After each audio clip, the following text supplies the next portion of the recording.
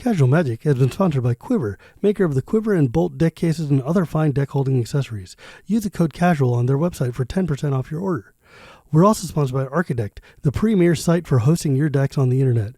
I love them and they love me, and it seems like a good reason for you to use them. You can also support Casual Magic directly by going to our Patreon at patreon.com/ShivamB. And now, on with the show.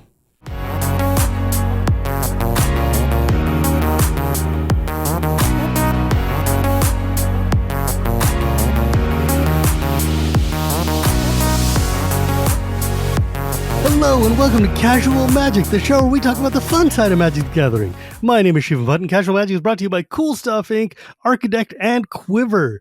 Today, I have a very dear friend of mine, a person who has known me since my journey in content began, and really one of the first liaisons I ever really started to get to know at WotC for going on 10 years now or something. Former editor of the website and communications guy, and I don't even know what your title is these days, but my dear friend Trick Jarrett. Hey Trick, how's it going? I mean, it's snowing outside and I'm talking to you. What's better? I feel like some people would call that a prison sentence. It's like, I'm locked in the house with this guy. Great. Now what do The difference is that we've got several hundred miles and I can end the call if I need to. That's entirely reasonable. But no. Yeah. So when I first met you, Trick, you were like, or when I first, I guess, interacted with you, it was way back when I first started like working with Commander and stuff, because you were the guy who used to hand out like preview cards or write essays. You used to like coordinate the articles and stuff on the main page and on the old Mothership when we had a lot of articles coming up. And so like it was really cool to get to know you in that capacity. And then obviously we got to meet at various GPs and events. And we had to have met before PAX 2016, right? Like I feel like I honestly am not sure. It definitely feels like it should have been before that, but yeah, it must have been an earlier PAX or something. It must have been a GP or a PAX before that. But yeah, we've known each other for coming closer and closer to 10 years, if not over which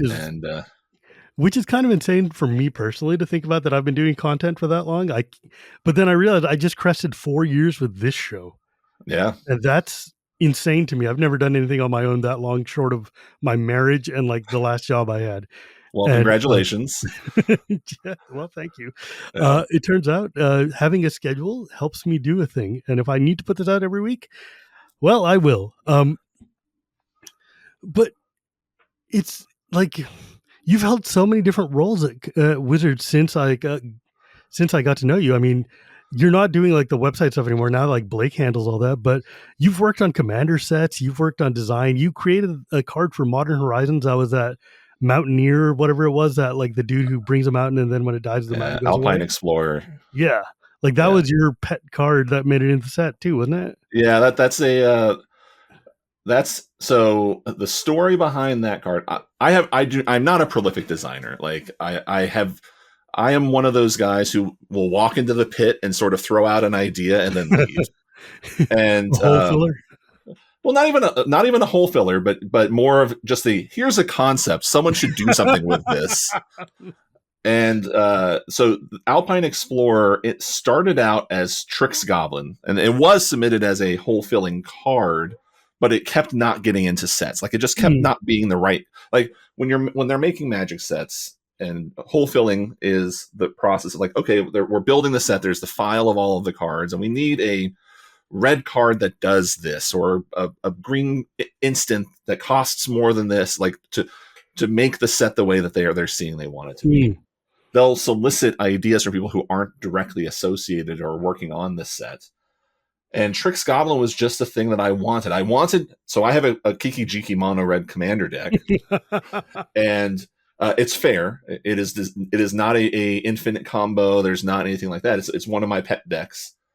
And I wanted a goblin that Kiki Jiki could copy that would bring a mountain out to trigger Valakut. That's literally the concept that was started here. And I thought it was a really interesting idea that maybe this is a different way that, mana acceleration or ramp or however you might want to think about it for red. Like red has the momentary, instantaneous. Here's mana, use it. But this was just an interesting side concept to me, and I just again like sort of threw this idea out, kept throwing it out there because no one told me to stop. And Ethan Fleischer, I think, is the one who finally got it into a file, and then it got cut, and then it got added back into Modern Horizons, and it went through a iteration in Modern Horizons. It was Trix Goblin when it went in. Then they were like, okay, well, we have to make this change, so it's Trix Consolation Prize. And then we have to make this other change. It's Trix Lottery Ticket. We have to make this other change. It's Trix Parking Ticket. And it eventually saw print as Alpine Explorer. Yeah. That's hilarious.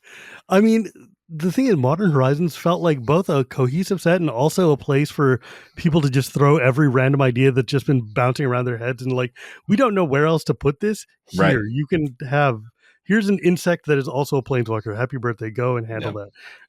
Or whatever it is. Yeah. That's cool, though. I mean, still, though, it's from a fan perspective, it must be neat to be able to sit there and say, like, I made that one. Oh, it's super cool. Like, the first card I got out was actually all the way back in Cons Block.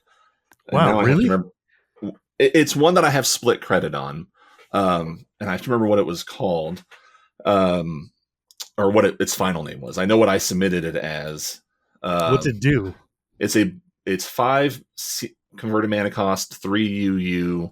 It was actually the face card of one of the decks for during that block. Guardians, something. No. Not Fierce Guardianship. That was way later and much better. 5 UU? Or 3 UU, you said? 5. Oh, Pearl Lake Ancient? Yeah. No, not Pearl Lake Ancient. No. Because that was a mythic. That wasn't that. Let's see. There's no other 5 UU in there. Maybe it's 6. Maybe it got moved. Well, I submitted it as a 5. No, not 5 UU. Sorry, 3 UU. CMC is total. But even that might be wrong. We'll get this is good podcast content. We'll get there in a second.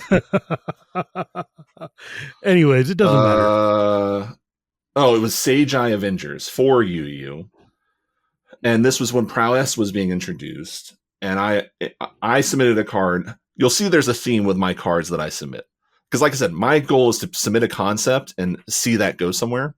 So this card was submitted as Tricky Jin as a blue card, and it was Prowess. Attack bounce based off of power. And so it was pretty close to what it got to be. But Sean Main also submitted a card that was similar to this, and so they combined our ideas. I don't remember exactly what the differences were. I'd have to go back and look. But this was the first card that I could point at definitively and say, hey, this was partially my idea. That's cool. Yeah. Wait, was that in Cons, you said? Fate Reforged. Oh, okay. I was looking through all Cons. You meant Cons Block, not Cons. Sorry, yeah, Cons Block. Because I was looking through Cons, and I'm like, there's nothing like that in Cons. No. Sage Eye Avengers. Okay, yeah, I remember that card. Yeah. Yeah, it was a Mahamudi Jin-esque. Yep. But, man, Cons Block is so good. Yep. God, playing it again, though, has just been real tricky. Because it turns out that everybody wants to draft 5 colors once again, and that makes the whole draft real messy. Live the dream. Dude, don't. Stop living the dream. Please just draft normally so that we can all play a game instead of just trying to tank the draft and take all the stupid dual lands. Anyways, but let's go back like 38 steps from there. Because you had a lengthy career before you even got to WotC as like one of the big names in Magic content for many, many years. Wow. Like you used to, I mean, dude, I've talked to so many people who've been like, yeah, man, Trick Jarrett gave me my like leg up into content when I started. He was the one who bought my articles and let me write for Bloody Blah 1,000 years ago. And so when did you find Magic first off? Like what's way back. So my start for Magic was I was in middle school back in the 90s. And my first period teacher, I got to school early because my mom actually worked at the school. And so I was there early, and the teacher's kid was there, and he and another kid were playing Magic. And I can remember him playing a white border Singer Vampire. and I was like, oh, that looks interesting. And then coincidentally, like the next weekend, my friend Matt, who I've lost touch with, Matt, if you're out there, give me a call. I haven't talked to you in forever. He and I went to a used bookstore because this was back in the day, and that was our proving grounds for playing Magic and learning it. And so that was right around 4th edition Ice Age coming out, and I played regularly, continually with friends, and up until like Urza's block, and then I took a few years off, high school, and got back into it in college when a game store opened literally between the college campus and the house that I was living off of campus on. Like I would have to walk by this game store. And I was like, I should get back into Magic. I'm a college kid. Dangerous, man. Oh, very dangerous. I ended up working there for a short time, and but that was what got me back into the game. And I started doing content. I wrote a couple of articles in the early 2000s, nothing major, nothing people would really know. In 2007, way back in the day now, and this is when I start to feel old. I started what was mananation.com and the Mananation podcast. Me and a guy named Lee Stett, who still plays. In fact, I'm hoping I'll run into him at an event this year. We're in the Orlando area. And I was like, you know what? Magic needs more. Like, this was the dawning of video content really becoming a thing. And I was like, you know what Magic needs is it needs a video. Like, there's so many articles, and the articles are so good, but we need to see Magic. We need to show it. And I had just left a job working at a comedy club to be a programmer. What? So I for a couple of years, I was the front of house manager for an improv theater in Orlando. And I don't know if you know this or not, but theater jobs don't pay that well. And no, so not often. Not really. I got my first web programming gig, which I also got because I had made a website for Magic the Gathering as a coincidence in this story. But because I now had my evenings free and I was making more money, I was like, you know what? I should try making this podcast a thing. And I knew I needed someone who was better at the game than me. I have never been good at Magic. In fact, I'm not good at many games, in truth. I enjoy hanging out with people. I enjoy occasionally winning, but I'm not the person that is the one who's going to give you the Pro Tour winning advice. And so I reached out to Antonino DeRosa, another name from Magic's past, was U.S. champion, and I knew he had at least grown up or had spent some time in Orlando, which is where I was at the time. And I may be just rambling on my own story here. I don't remember what actually you asked me on this, but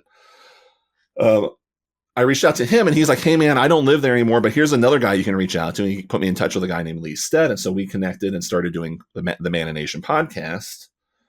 But I also have always loved web design and web HTML and coding. And like I said, that was what my day job now was. And so I started a website, mananation.com, to go along with the podcast. And obviously, Magic, like I said, at that era, and still today, articles were the lifeblood of the content. And so I would write some, but also I solicited articles. I was like, hey, I've got a platform. It's small, but if you want to write content, I'm here. Let's talk about it. And so that turned into basically a second job over the next several years. Yeah, I believe it. In 2007, me and Lee, there was actually another guy named Darren who was helping us on the video podcast. He was a guy I knew from the comedy club, and he actually had the video gear. And we took a trip to New York for Worlds that year and did a bunch of interviews with pros. We did a lot of like videos about the play and stuff like that. And that was just sort of, again, the early days. That was before it was common to have streamers show up, or people show up at these shows and make video content. I just found something that you might find interesting. It is an article that's currently on Cool Stuff, which is what Gathering Magic, which is what Mana Nation became. Right. Mana Nation goes live, posted on August 3rd, 2007. Yep. And it's like, the site's live and we're beginning production. Mana Nation is posed to be the breakout video podcast of the year. The Magic community relies heavily on the internet, and yet we're forced to read text or listen to long, drawn-out audio podcasts. Now's the time we change the game. Now, Shivan, let me see if I can throw you back with this. This is how I used to advertise the Oh my show god. in the Florida region. And you'll notice this is not an iPhone. No, that is an iPod. That is Like an iPod video. a So, Mana Nation, the name came about because I was actually basing it off of another video podcast called Dig Nation, because the old website DIGG Dig. I remember Dig. And what's funny is when I'm doing this, Evan Irwin is also starting up the Magic Show, and his sort of was based off of Z Frank's The Show. And so both of us in close temporal proximity were doing this same sort of like, hey, let's start making video content for Magic. Yeah. So, but yeah, 2007 August is when we went live. We went to Worlds in like I think it was December. It was cold, and we did a bunch of videos, and we just started this thing, and it became a thing, and the site continued to grow. And back in that time, like I said, this was before Twitch was even a thing. This is 17 years ago. Yeah, like 16 Twitch, and a half years ago. Twitch, this is barely when YouTube was a thing, let alone Twitch. Right. Yeah, like so when we started, we weren't on YouTube. It was all this video podcast, and it was download. You would literally download it to your computer and then sync your iPod to it or watch it on your computer. But the thing that I found that I really enjoyed was running the website, was being the content editor, was being the finding new talent, finding writers. I found a number of people who went on to be well-known names as writers. I mean, you were the one who gave like Mike Linneman the spot, right? Like way back in the day when he was just starting before he became Fourth Host Mike. Yeah. Him and Ant Testor, who like sat and were doing early Fourth Host stuff. Yeah.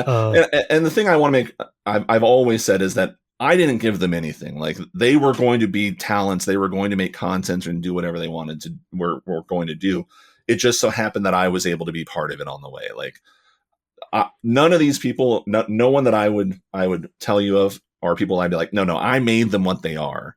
They were all smart people. They were all intelligent. They were all already able to write good content. And I just sort of gave them a platform, might have corrected a few typos or suggested a few things. But it was really like the thing that I always strove for with Mana Nation and gathering, what, as you said, became Gathering Magic, was a lot of the articles that were written, the majority by a large margin at that time, were competitive content. Like when people talk about the starting of Magic articles, like the Dojo and Star City and Brainburst, which became TCG Player, and Channel Fireball and all of them, they were all built on the idea of here are articles about good decks, about how to get better, and all of those sorts of things. And what I wanted to be was the lifestyle magazine of Magic. Sure, I wanted to have competitive content as part of the offering, but I wanted to highlight all of these other aspects of the game, the other ways to play, the commander, the casual, the art, all of that sort of stuff. Yeah. And in 2007, 2008, like Elder Dragon Highlander was still just barely breaking out from like being, because I mean, that's definitely the year that I discovered it or something. Around that time is when they was starting to break out of the judges and get it. Like, when did you find Commander? How did you find Commander? Did you know Sheldon before? Because he was also Floridian. Sheldon was in Florida. I knew him. He and I were good friends, and we used to like go to shows and spell sling together and stuff. I don't honestly remember when I first got introduced to Commander. It was probably around that time. Because of what I was being exposed to. And also that, as you said, that was sort of the upswing of it starting to go out. And Wizards was just about to put out the first Commander decks and all that sort of stuff.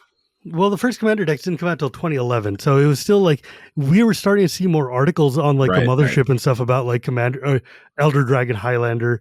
And like people were starting to write about this weird format that used 100 cards. And because I know like my first ever Commander deck, my friend introduced me to, was a Janara deck. So it was like right around the Alara block era, Lorwyn block era, which is wild to think about how long ago that is now. Yeah. My first Commander deck, I think, was, the Naya Enchant Me legend. What was his name? What was their name? Uriel the Miststalker. Yeah, it was an Earl the Miststalker deck. That card is awesome, and I think that even today, people are way underrating that because it's old, but that card rules. I took that deck apart because it was too powerful. It is insanely strong. Yeah. It's so dumb. Like those, I think, and I will just make a stand right now. The Alara legends that were the Shard legends, so like Mael and Uriel and Animar, and like not Animar, but like the other legends, Kresh the Bloodbraid or whatever. Mm-hmm. Those legends are like, to me, pinnacle EDH. They are like what I want a commander to be. You know, like they're big, they're expensive, they do flashy things. They're not good anywhere else. Yeah, I agree. Special time there. Yeah, and the art ruled. So, oh man, Kresh is I love the art of Kresh, but that card, I would never play it, but it's really cool. Anyways, get out of that. How did you get from Florida to Magic, to Wizards? To Wizards. So, like I said, this was starting up in 2007. 2009, we were in the midst of the Great Recession. Yep. And I had moved on to my second programming job, and it was for this marketing web agency. And it was, I had survived so here's the life story I give. It was like this Great Recession.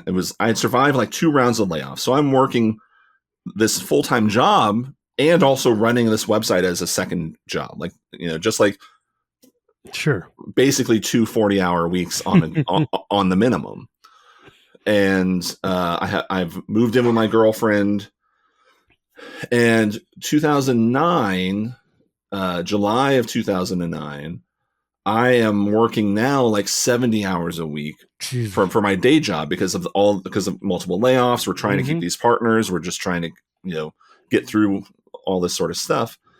And I go to my sponsors at the time, coincidentally, were Cool Stuff Inc., and say, hey, I don't have the time to run this site anymore. I need to sell it. Let me sell it to you.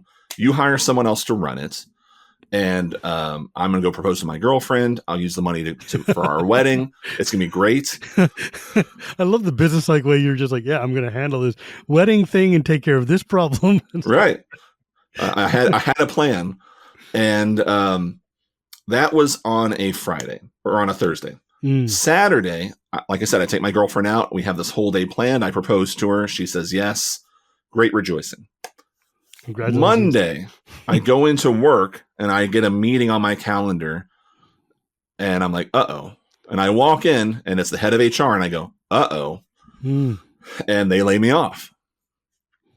Not knowing that I had been laid off. Cool Stuff had said, hey, give us a week. Let us think about it. We'll come back and let's talk next Thursday. And I went, okay, no problem. Freaking out because I literally just got engaged. Yeah. Like all this sort of stuff. And Cool Stuff, like I said, not knowing that I had been laid off, comes to me and says, hey, we want to buy the website, but we want to hire you to run it. Aha. And I went, okay, universe, message received. And you're like, it turned out my schedule is freed up quite a bit. Funny how that works. And so my first day on the job with them was literally getting in the truck with the 2 owners of the company and driving to Gen Con. Oh, geez. And so I had 2 intense business days with the 2 owners of the company to just get the full download on what they see the business, how it works, all that sort of stuff. So I worked with Cool Stuff from 2009. Wait, in Gen Con 2009? Yeah. I was there. That was the year that Dragonlance died. So I was there giving a speech at the panel where, on behalf of all of fandom, the day that we finally had the Dragonlance funeral party. Oh, wow. So like that's a memorable year for me because that's also the year I got into Magic because I needed a new hobby. Well, then I guess it's an upside. Well, yeah, I mean, I got back into Magic. I was into Magic in '93, but it's just like 2009 is just like, wait, I know that year. Yep. Like right after I got married. So I worked for them until 2011, and I'm at the Pro Tour in Philadelphia for Innistrad. And word comes out that Kelly Diggs, who was then the editor for Daily MTG, was moving into a new role at Wizards, and they needed someone to fill it. Kelly's awesome. Oh, he's so good. I love him. I'm a big fan. And I go to all of my, like I said, I've been making Magic content now for 4 years outside of the building, and it was a much smaller pool. Everyone knew me at that point, and I literally go to every Wizards employee going, "Should I apply for this job? Like, am I crazy? Convince me no." And I call my wife, and she and I had also been saying we don't want to stay in Florida, even regardless of where it is today. Just Florida. We grew up there. Like I like to say, Florida is the state. Florida is the Australia of America. It's the state that's most trying to kill you. And so we'd already been talking about like where would we move, and Seattle was on the list, not because of Wizards, but just because of what it was. It's also the diametric opposite side of the country. And so the job came open. I called the wife saying, "Hey, should I apply?" She's like, "Yeah, let's go for it." And I applied.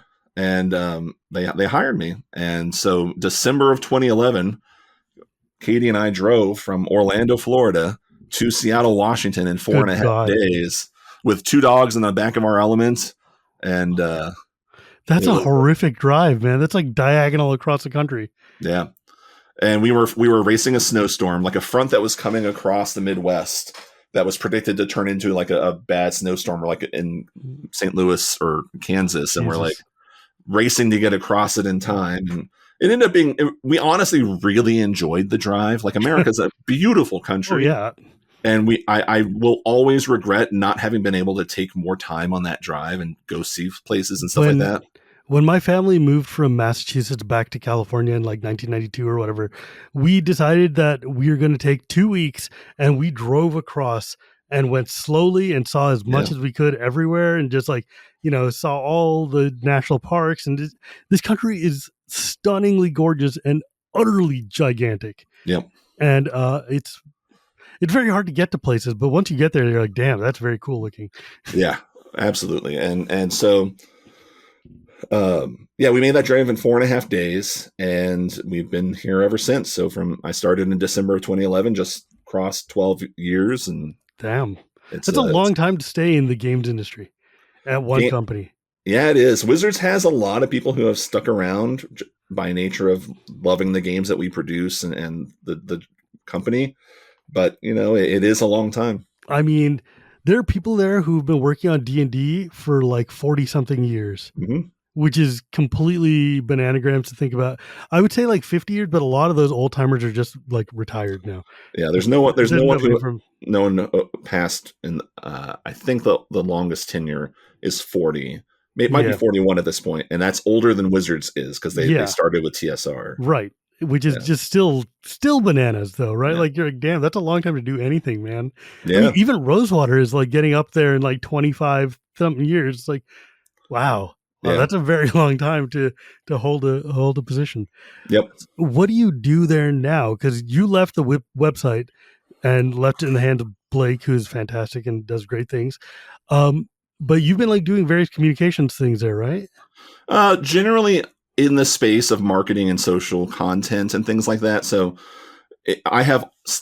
you're correct. I've had a number of different official titles, but I largely like to say I'm a content strategist. And right now my focus is heavily on social media. Like, I have a team of social and community folks that we do a lot of Magic's content.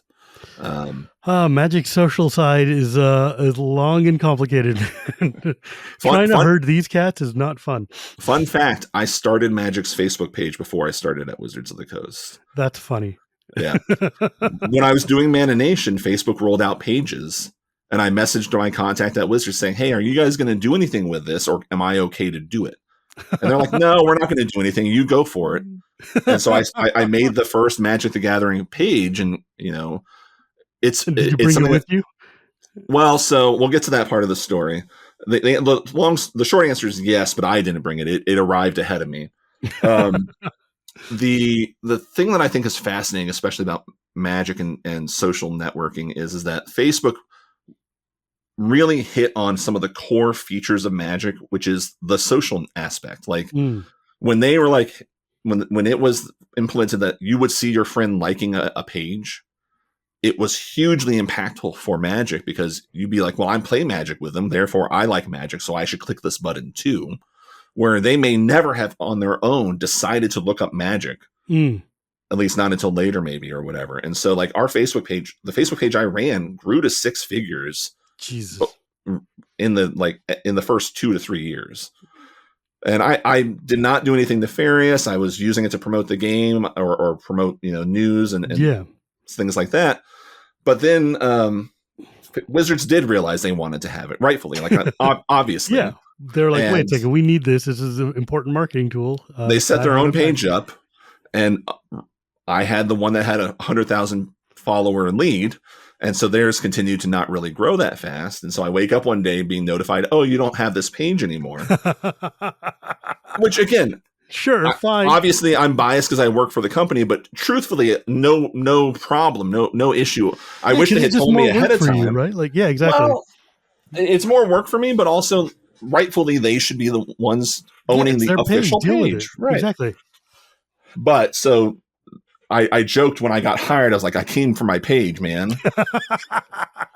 But yeah, so I've done a number of different roles. I was running daily. I hired Blake, handed it off to him. I moved over to focus on video content. So I worked with game nights behind the scenes. I worked on stuff internally Friday nights for us. With Blur, right? Friday nights, pre-release, all that sort of stuff. And then my role sort of continued to sort of shift around. I did some stuff on the D&D side, exploring Magic and D&D content. And then came back over to the social side. And so now I'm back in this sort of role, helping oversee social and community and everything. Yes, the hell pit that we call Magic Twitter. The lovely home that I have made for myself with my beloved 38,000 whatever followers that I have there. I love you all. I really do, especially when you hate me for farewell. I know it's fine. But it's wild though, because I know because my relationship with you early on was definitely very transactional. I was like, hey, I am a budding content creator. I need to talk to wizard people to get you to give me things so that I can, either get a preview card or get whatever it is, the sort of thing that content creators have to do in order to do the hustle. But the thing I've always liked is that you were always, even when I was a small fry in the community, you were always very cordial, professional, and kind. And you gave me things I probably shouldn't have had at the tiers that I was talking about.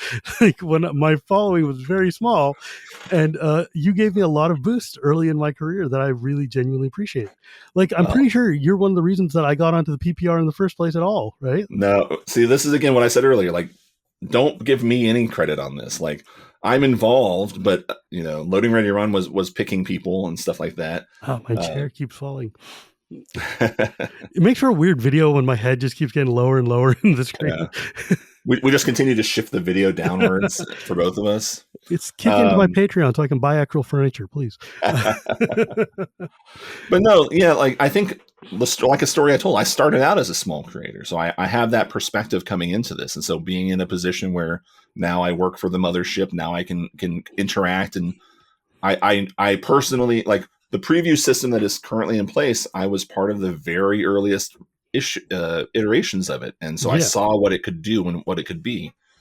And it's a difficult challenge, especially from the Wizard side, because I am still involved on the preview plans. Blake and I split the sets out. I think that there's something we said, on one hand, I understand the business need for you have to hit as many broad different audiences as you can. You want to make sure all the people who could potentially get into this set, see a preview, get excited by the set.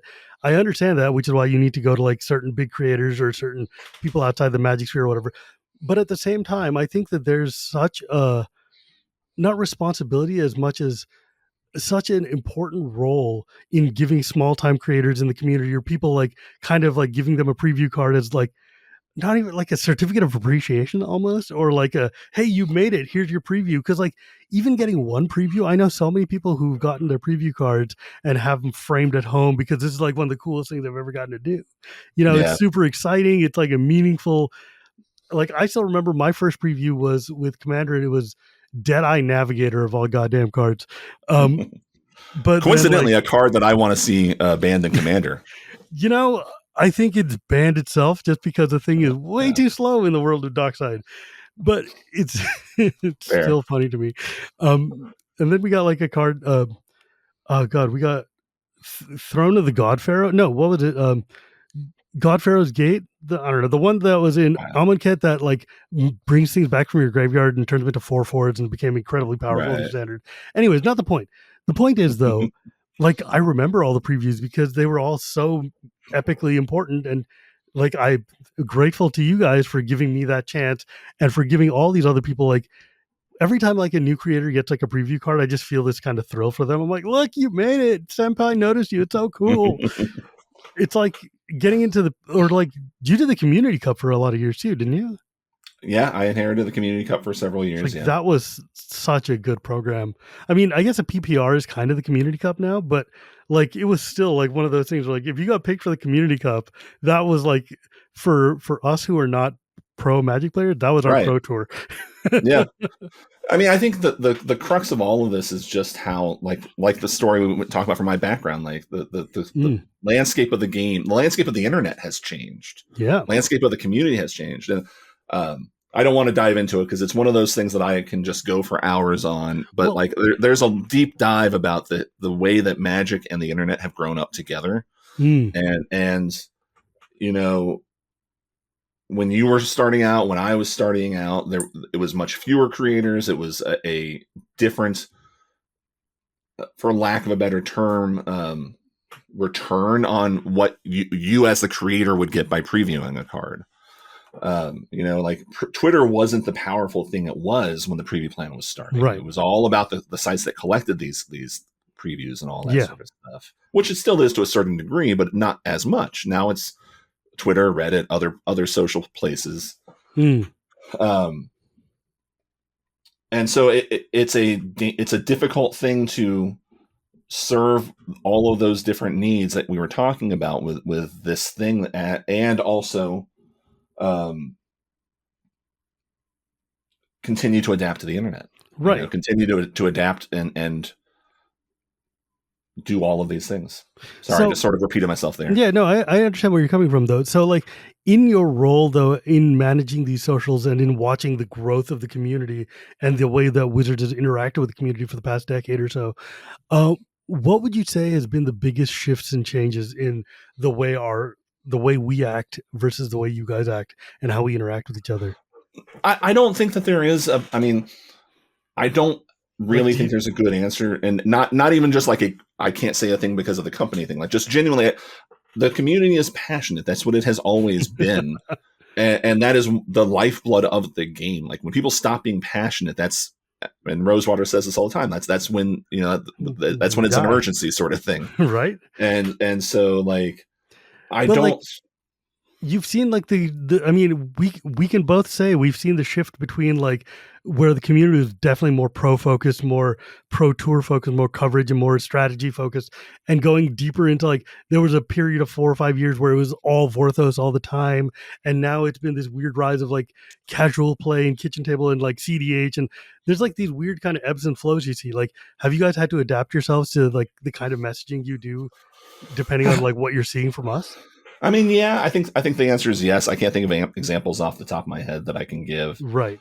I think that it's a continual dance between the create, and this is goes for any company and fans or creator and fans. Like it's a continual dance. It's a continual reacting to each other, trying to anticipate, trying to inspire, trying to drive you guys or fans or anyone to do a thing out of fun or out of a new idea. Like we have introduced numerous new ideas of how to play over the years, and seeing if fans pick up on them and seeing which ones survive and which ones don't. And, you know, it's part of the beauty of what is Magic and why it's such an amazing game. And I say that as an employee and fan of the game, but, you know, the flexibility, the continual ability for us to go back and say, well, what if we change this? What if we introduce this? What if we suggest, what if we do, you know, like the little mini games that you would get on the cards inside of boosters, like the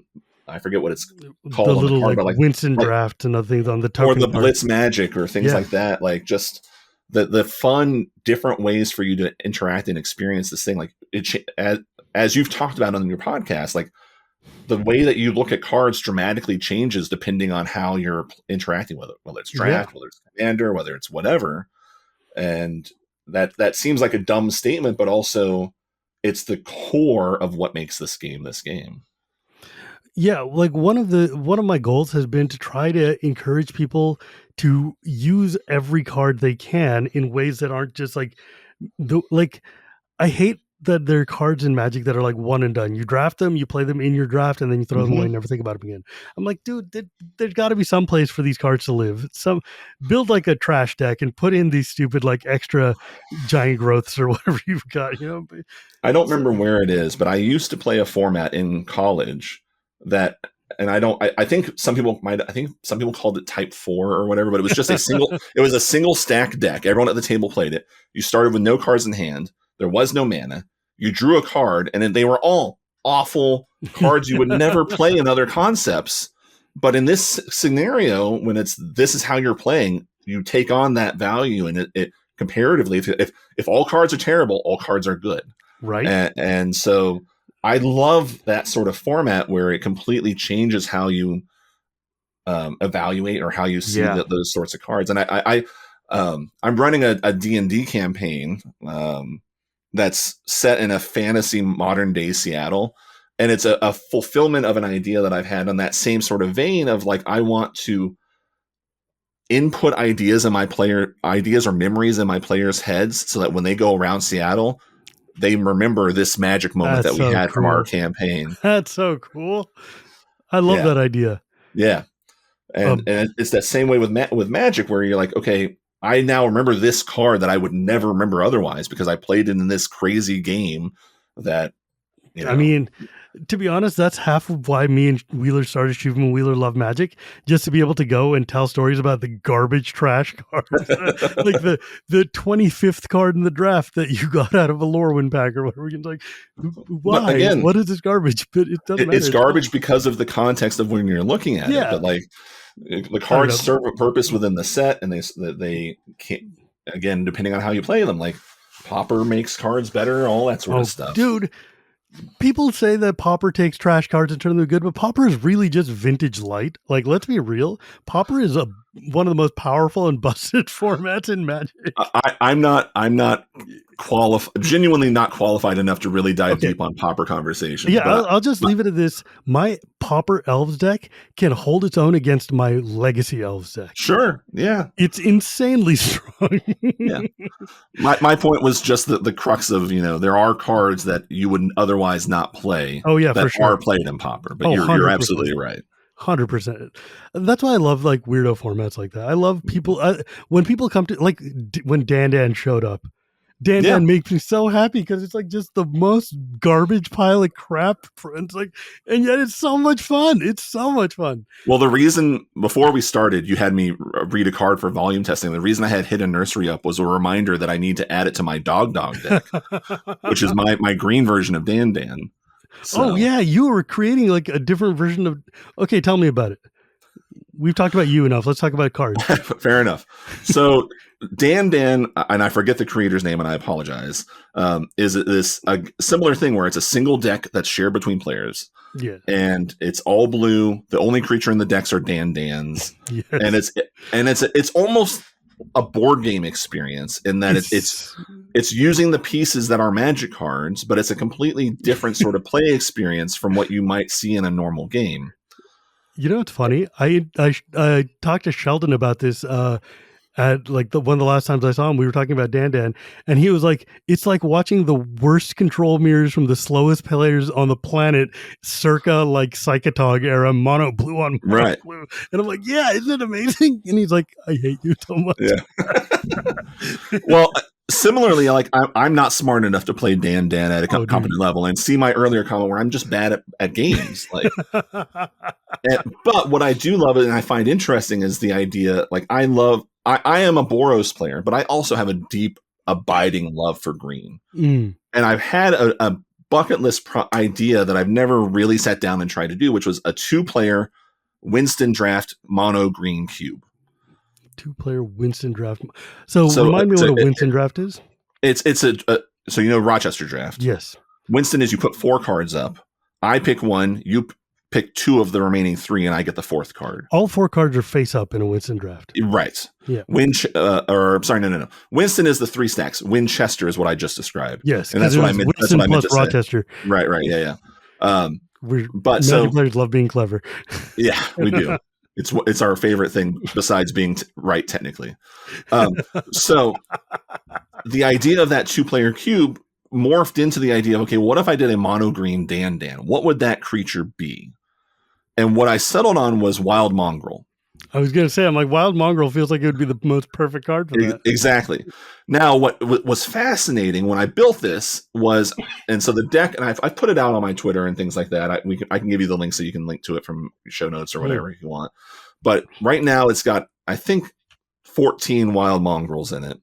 And it's roughly an 80 card, like I think it's 84 cards right now. I have my list online, but I think I might have tweaked the actual physical copy since then. But the idea is that it plays completely different than Dan. It's not recreating Dan. What my version is more of a push your luck bluffing game because you need to either convince your opponent to empty their hand and you have an answer, or convince them that they can't stop you, or some other series of tricks, because it's got a number of combat tricks. It's got some recursion, and direct damage is obviously a challenge in mono green for non-flyers, and so it makes use. Hornet Sting. No, Hornet Sting's not good enough. Silver Bolt. Do you remember Silver Bolt? the Innistrad artifact, right? It kills Nick. Yeah. Midnight Hunt. That's what it's from. Yeah. 3 damage to target creature. If it's a werewolf, you can just straight up destroy it, which isn't relevant for dog, but it serves a colorless, so it works in mono green, because I didn't want to splash other colors. I just wanted it to be mono green. And it's just my version of Dan where I can carry this 80 card deck. I have it in my work bag every single day, and I can just sit it down with somebody and we can jam out a quick game like it. I love that so much. I love that idea. You should put Viridian Longbow in there though, because Viridian Longbow is just cooler. But yeah, no, it's like that's I love when people find weird ways to, like discovering Canlander has been such a joy for me, just because it's another way to like use magic cards in a very different way than you normally do.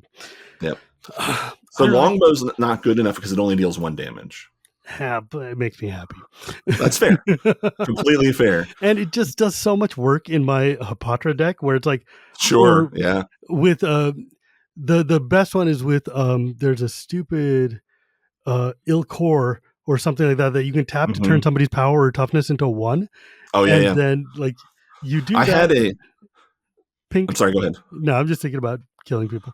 I had a Vadi Eldal commander deck for That's what it was. A while. And that was the I also used it in that for sure. Vadi Eldal is so underplayed and underrated. I think people have just forgotten, but that card rules. It was a fun one. I think I ended up disassembling it because I think my build was wrong. Like I said, I'm not good at this game, but I think that it was just too difficult for me to play, because it was one of those ones where I wanted it to be better than it was. And I didn't go to anyone and say, hey, make my deck better. And so I got fed up and ended up disassembling it. But it was one of those ones where I wanted to say, okay, I'm going to make your card 1 toughness and I'm going to destroy it with these little 1 pingers. That was the idea, was how can I use these 1 damage pingers in Commander? Yeah, see, like in my Hapatra deck, which gives everything -1/-1 counters up and down, turning something's toughness to 1 is a real great way to just wipe the board clean. Right. Yep. And then you have all of those things. It's like whenever something with a -1/-1 counter dies, you get blah. And it's like, okay, well, I will take all of these. One of your Mana Nation previews was flourishing something from Shadowmoor, which is like whenever a -1/-1 counter creature dies, you get an elf token. That card rules. I used that with what was it? The black enchantment that whenever a thing died, like basically it was the combo of when a creature enters the battlefield, you get to put a -1/-1 counter. Yes. What was it? Shadowmoor. I love -1/-1 counters. Like Shadowmoor and Amonkhet, big fan of. I understand why you guys Yeah. don't do it anymore, but like my Hapatra deck is just a thing of beauty. Blowfly Infestation. That Oh was the god, I card I was love that trying to think card. of. I Whenever a love creature that is card. put into a graveyard from play, if it had a -1/-1 counter on it, put a -1/-1 counter on a target creature. Yeah. So It gets real gross real quickly. yeah, It can roll out of hand. yep. So what are your decks right now? What are you running? So Dog is one of the things that I always have with me. My main commander ones are Mike's deck, which is a original Joda 5-color Super Friends. I have I have Kiki Jiki. I have Original Joda is great. I don't like new Joda. New Joda is broken, but original Joda is like, I had an original Joda Dragons deck because I couldn't afford an Dragon at the time or whatever. And it's because it was my Brawl. I had a 5-color Dragons Brawl deck with original Joda as a head, and it was awesome because like it makes all my original dragons Joda good. is pretty powerful. Like, yeah, it's very good. Mike's deck is one of those ones that. So quick backstory there. Mike was a guy who got hired with me at Wizards. He was the editor to my content manager when I started at Wizards. He passed away a couple of years later due to we don't need to get into it. Yeah. But I got given this deck as a keepsake from his family, and so I continue to maintain this deck in the spirit that he created. And it was a 5-color Super Friends. Originally, he had Progenitus because we hadn't released Joda Archmage Eternal. And I changed it to Joda because the lore for Joda is actually just Mike. Joda was basically the editor of Dominaria's history, and he wrote himself out of the history. He's like, I don't want to be known, but I was everywhere, and I documented everything and everything like that. And also, it's good for this deck because the deck is Super Friends with no creatures unless they turn into Planeswalkers. So it had Jason there for a while. Now it's only got Nicol Bolas, who turns into a Planeswalker. Sure. And Joda. But it's the deck where, as you know, playing a Planeswalker and Commander is scary.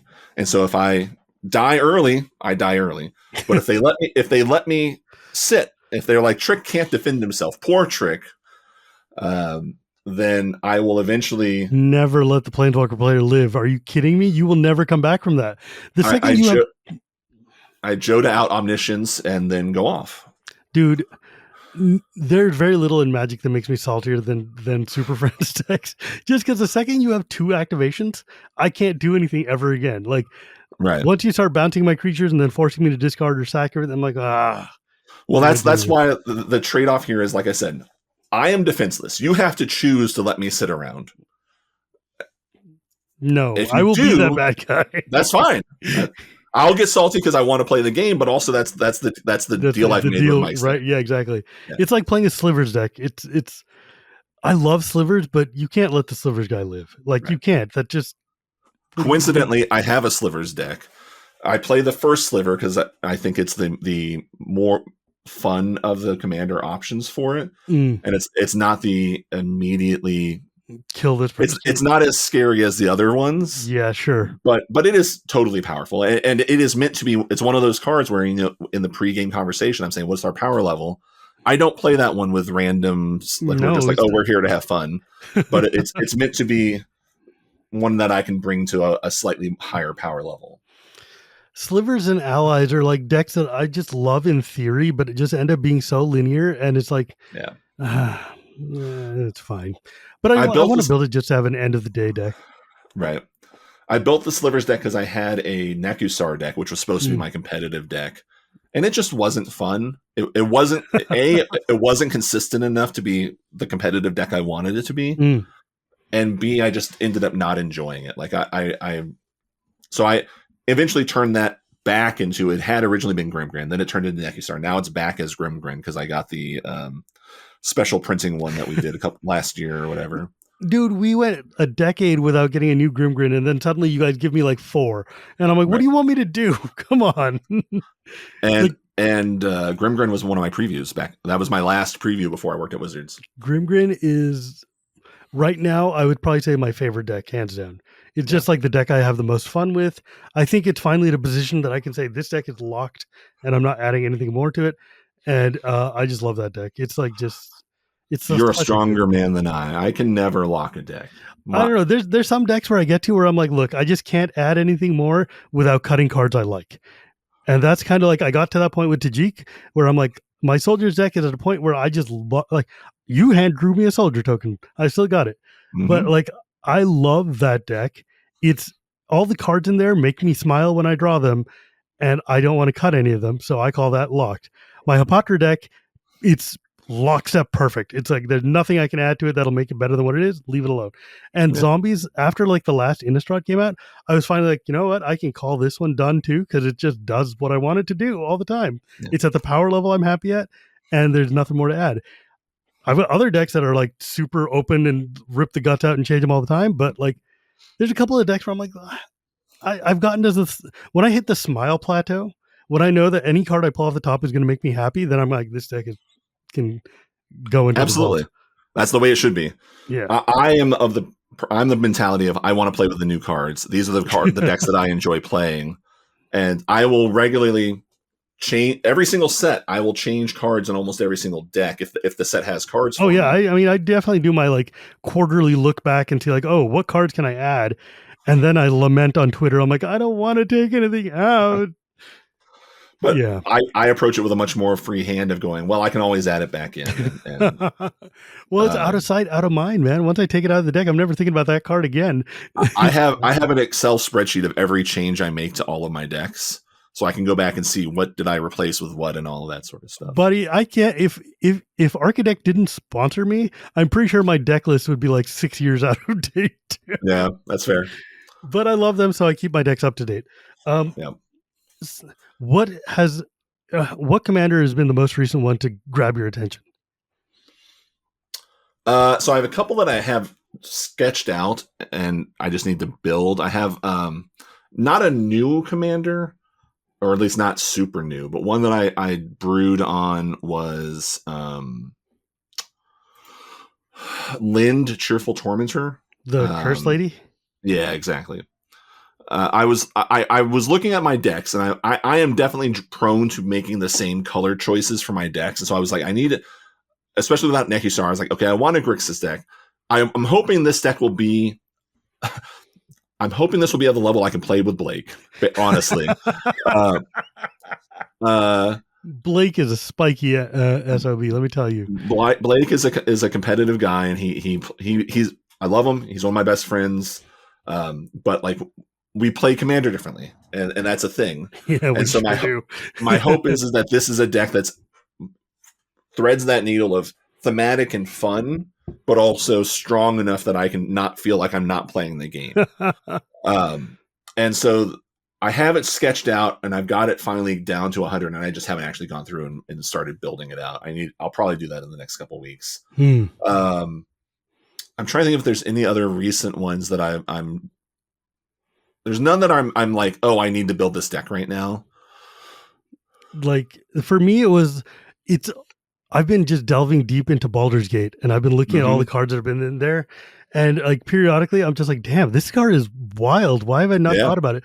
And like recently, I grabbed Kadira, and I did a whole episode building that deck, and it's just so exciting to like. I was talking to a friend, and he's like, "There's no way in hell you don't have a Selesnya deck." And I'm like, "I've literally never built just a solid Selesnya deck. I've got a Bant deck. I've got a Naya deck, but I've never built just green-white token stuff." And he's like, "How is that even possible? That is the most you possible thing." And I'm like, "Look, I've been working on this damn Sea Monsters deck in Simic for like a decade. I will literally never finish it. However, here I am with bunny tokens. What do you want?" Right.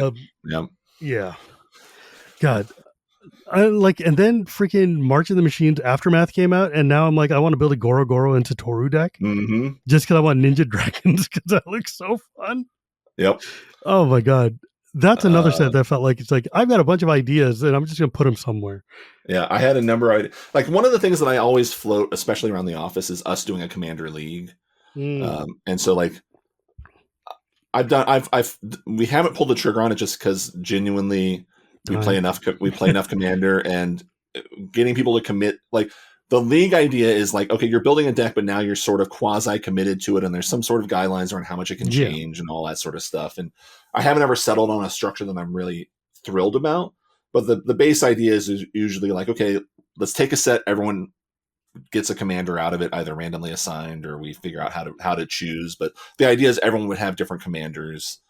And that was one of those sets where I again floated the idea, but never pulled the trigger on it. What you should do is a boxing league. Yeah, like because that's like boxing league is it gets you playing all the garbage cards in the set. It's like playing a super sealed, so it's much easier. And then you just add packs in from random new sets or whatever they come out, and you're fine. It's still, I think it's honestly my favorite way to play. It's a great way. Yeah, but we've kind of hit the end of our hour, which is weird because I'm starting to think of a ton more questions I want to ask you. So I guess you're going to need to come back again sometime. But if folks wanted to find you or talk to you or read your stuff or whatever, where could they go? So I'm Trick Jarrett on Twitter. That's the main place you can find me. I'm also on Mastodon and other platforms. Mastodon and Twitter are the two places you'll find me. Twitter's where I do most of the Magic posting when I do it. I also talk about D&D and my other main fascinations with soccer and stuff there. Yes, and lots of pictures of soccer. Soccer and dogs and stuff. You if you follow or see Magic TikTok, you'll recognize my voice as the voice who gives Gavin cards. That's shockingly my current claim to fame, is that people go, "Oh, you're Trick." From those videos. Gavin was actually just telling me, we were filming some earlier today. He was like, yeah, people have started coming up to him and giving him guess the cards in person. So I'm responsible for that. I need to get onto TikTok. I need to start shifting over to there. It's a fascinating platform, both from the content that you can consume, but also from the content creation side of it as a corporation, but also just, yes, we're a company, but also we're responsible for making content that people like. Yeah. And the Guess the Card is our most reliably successful piece of that right now. That's fun. Because it's one of those things that people just, it's impressive even if you don't understand what's going on. Because we put the number of how many possible cards there are based on the information Gavin has right now, and you can watch it tick down, and people just love it. And we it's fun to do. It's the same reason why Stump the Vargas is such a good piece of content on limited resources, man. It's like, I love it. Yep. Thank you again for joining me today. I really, really appreciate it. I love talking to you. We've been friends for a long time, and I definitely just enjoy working with you on a professional level and also just hanging out.